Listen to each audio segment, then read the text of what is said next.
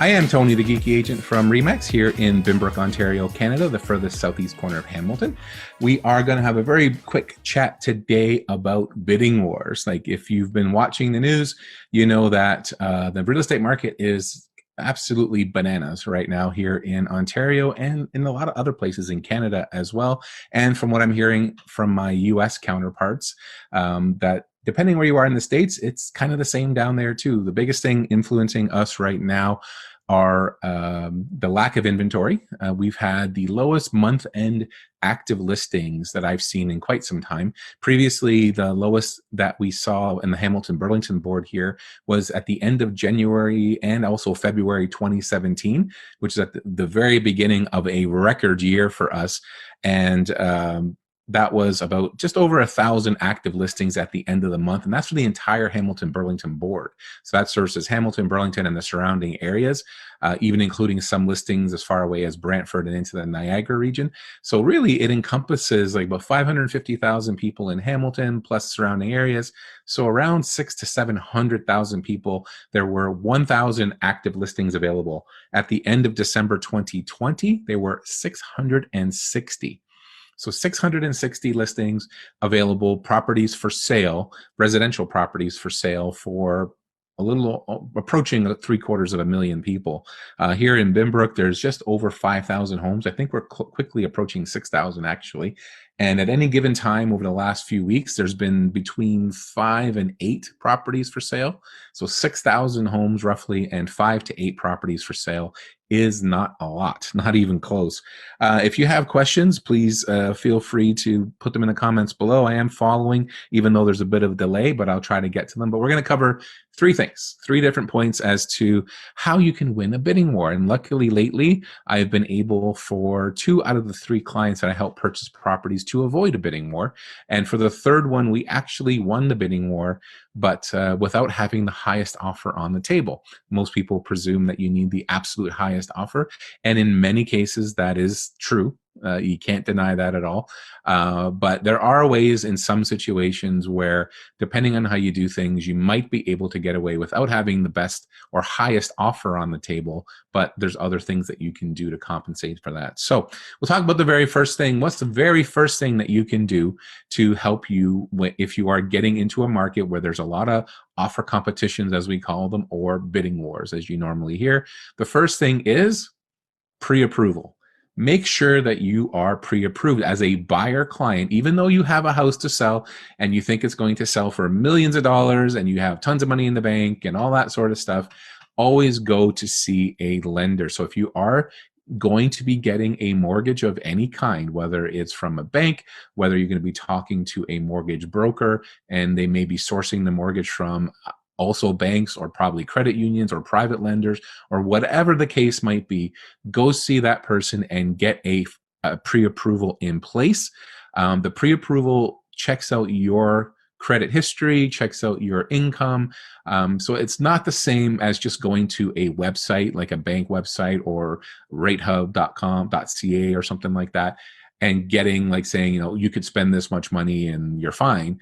A proper pre-approval means actually getting in touch with your lender, the mortgage specialist at your bank preferably, or a mortgage broker. The bank side, you know, people like to talk to their financial advisors and other service advisors there, which is fine. But ultimately, you want to sort of find the mortgage specialist because they deal with mortgages all the time. They know how to process them quickly and they know how to set them up properly for you. So they're going to check your income. So they're actually going to ask you for your T4 slips or your notices of assessment from your taxes. If you don't have those, they'll be looking for recent pay stubs, bank statements, etc., as to where your down payment is coming from. So you either have the money in the bank or it's going to be gifted to you by a relative, or you're withdrawing the funds from an RSP as part of the first-time home buyers plan.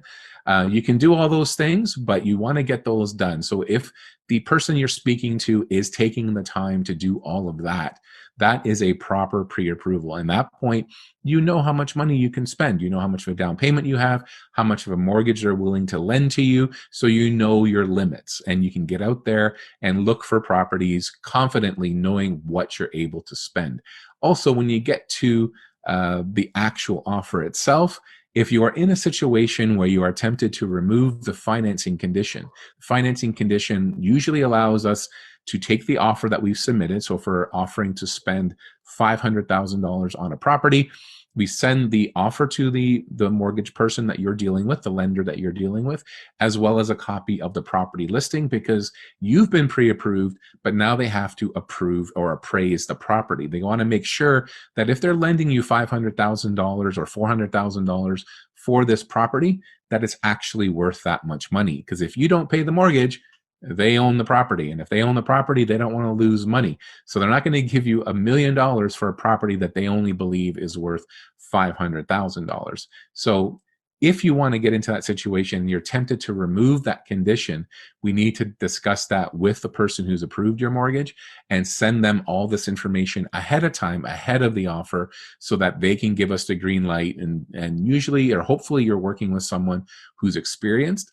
I know a number of mortgage brokers, like my friend Joe Genola, who was on with us last week, who has extensive experience on the other side, on the underwriting side, working for things like Genworth and other financial institutions. So he's been in the mortgage market from both sides, and he can kind of give us an idea ahead of time to say, yes, this particular property, it should appraise without any issues.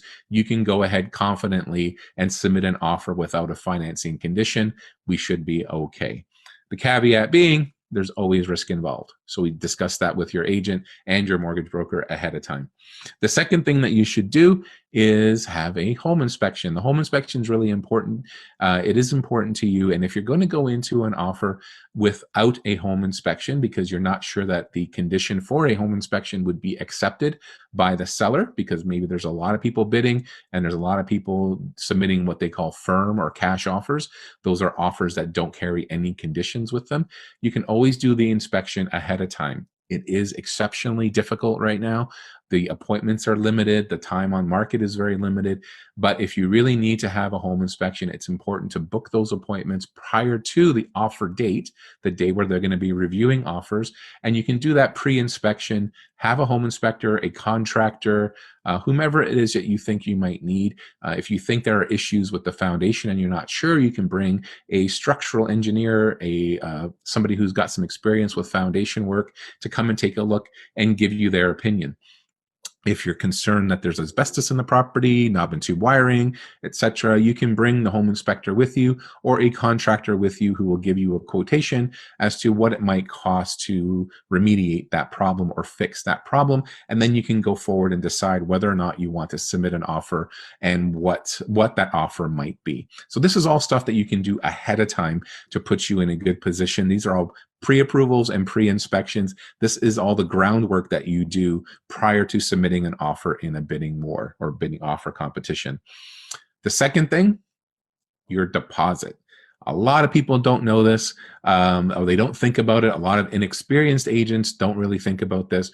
But every property that gets listed, they usually include in the property listing on the realtor side what sort of a deposit that they're looking for. And deposit is something that once you submit an offer, you can submit a deposit. It's usually called good faith money or something along those lines.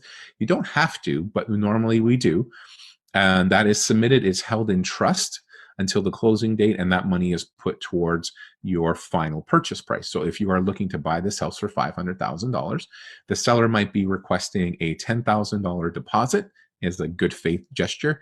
That money again is held in trust, and on closing you would owe the balance, which would be $490,000 plus any other adjustments that the lawyers add on in their statement of adjustments. So the best way, or one of the key ways that you can actually give yourself or put yourself in a better position, is to increase the level of the deposit that you're offering. Usually when the deposit comes into question is if a buyer decides that they don't want to purchase the house anymore. And it does happen. So you've gone through, you've submitted a firm offer or even a conditional offer. You've got to the point where the offer is considered firm. That's usually the point where the real estate agent will put the sold sign on the for sale sign that was sitting outside the property. That's not the closing date. So after either the day of the offer or after you've cleared your conditions, the offer is now firm and you're waiting for the closing date, which might be a month from now, might be 2 or 3 months down the road. In that period, sometimes a buyer gets cold feet, decides to run away. Usually the deposit that they've submitted has is being forfeited.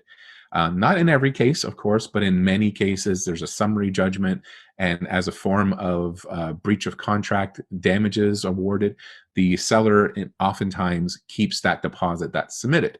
If the deposit is really low, it's fairly easy for most buyers to walk away. So if you put down $1,000 deposit, a lot of buyers, when they're considering, I might lose $1,000, but I'm also afraid of buying this house. I'm getting cold feet. I don't want to buy this house for $400,000 or $500,000.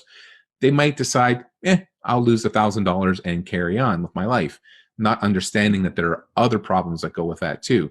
But if you have a larger deposit, it's just much more leverage, and it's a lot less likely that a buyer will walk away from a $10,000, $20,000, $50,000 deposit.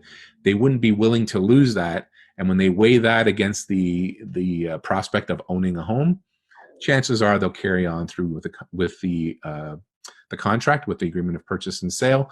But at least that also lets the seller know that you are a quote unquote serious buyer, that you are putting this money down. Again, it will go towards your payment eventually. So it's not money that you're going to lose in any way unless you're in breach of contract somehow. So that bigger deposit gives your offer that you're submitting more weight. And in a lot of these circumstances, the other things you can do, so that's one of the things that goes with the offer. The other things that you can do is to amend some of the conditions. Like the tactic that we've used most recently is to have a very flexible closing date. I've been fortunate to work with clients who were renting at the time, moving into a new property.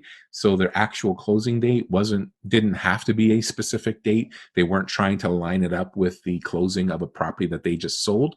So the closing date they used was flexible, and they allowed the seller to choose that. So you're just giving the seller more reason to believe that you're serious about this offer, that you're going to close the offer, because the highest offers don't always close.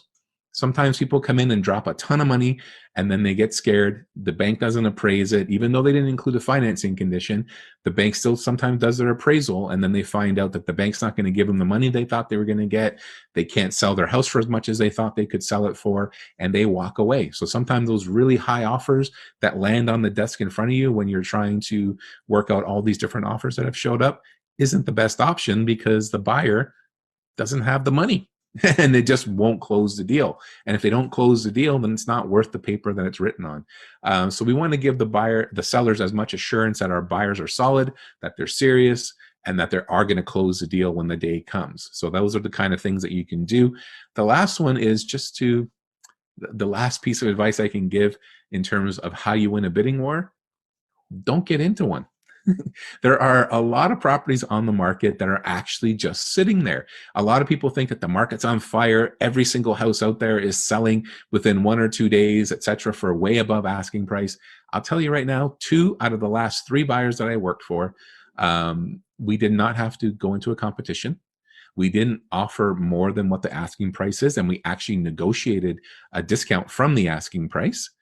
We were able to include home inspection conditions and financing conditions.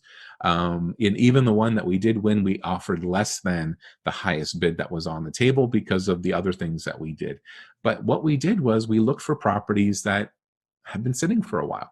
Sometimes there are properties that they try to generate a offer competition, a bidding war, and people just didn't show up. The price might have been too high. The property may not have been marketed properly, and not enough buyers saw the property. Maybe had really crappy photos online, and nobody even bothered to show up. So that does happen. And so we can find properties that have been sitting on the market for 2 weeks, 3 weeks, a month, maybe longer, and then focus on those properties. So if you want to avoid the stress of getting into a competition, possibly have more ability to negotiate an offer, negotiate a closing date, negotiate terms and conditions like home inspection, like financing conditions, like septic inspections, fireplace inspections, etc. All the different things that we normally have access to do when we're not pressured in a tight competition with 30, 40, 50 other offers sitting on the table, is to just avoid them altogether. Look for the properties that have been sitting for a while, focus on those ones, go check them out with your agent and see if they suit your needs. 2 out of the last 3 properties that we bought for people, that was the exact case. Properties have been sitting on the market for some time. We're able to negotiate pricing discounts and terms and conditions. And my clients are now moving into homes that they love. So those are the three things that I would really recommend in terms of how to win a bidding war. 3 different strategies. Do all your pre-approvals, your mortgage pre-approval, do your home inspection ahead of time before the offer date if you can. Get everything, all your ducks in a row prior to. One of the neat little tricks, the number 2 piece of advice I have is your deposit. Make sure it's as hefty and as impressive, I guess, as it can be. Have those funds available because it is due within 24 hours of the offer being accepted, or even with the offer. Sometimes people request that deposits are submitted when you submit the offer. And if the offer isn't accepted, of course, you get it back. And the last thing is just avoid bidding wars altogether. Look for the properties that have been sitting around for a while that nobody is competing on. It doesn't guarantee that if you submit an offer, somebody else might show up there and do the same thing. You deal with it if you can, but in most cases, if they've been sitting around for a while, that's a great opportunity for you to go in, check out if you like the property, number 1, the property location, etc., and see if you can negotiate a deal that's suitable for everyone. So those are my tips on how to win a bidding war. Hopefully that was a little bit helpful. I don't want to take too long because this is a little lunchtime chat. Thank you for watching the Lunchbox. I appreciate every single one of you. I love you all to death. I really, really do. And I will talk to you again next time on the Lunchbox.